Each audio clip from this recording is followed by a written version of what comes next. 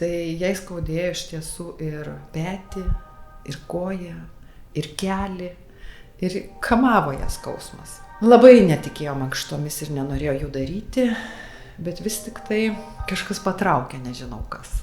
Jis eina iki šiol jau 4 metus.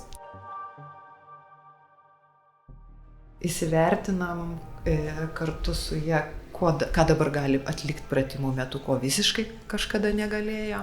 Tai iš tikrųjų yra džiaugsmas, žiūrint į rezultatą, žiūrint, kaip žmogus džiaugiasi.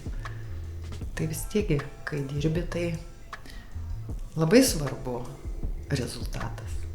Visai kitaip jaučiasi, nebeskauda, turi daugiau energijos ir tas jos apibūdinimas sako, aš tiesiog netikėjau niekada mankštom, nemėgau mankštintis ir visiškai atsiimu savo žodžius. Nuo mankštų nepradedu, kai žmogui skauda labai. Pirmiausia, aišku, skausmą mažinančios priemonės, uždegimą mažinančios priemonės. Tai yra lazerio procedūros, tai yra impulsinės srovės ir va tai po truputį judesiukas, pradžioj dar už žmogų judini galūnę, sakykim, šiuo atveju petį. Gydymas padėtimi yra tam tikra padėtis galūnės ir va tokiais mažais žingsneliais priėjom iki individualių mankštų.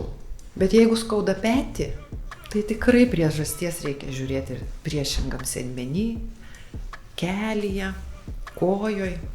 Tai va taip ir jie atrado mankštas.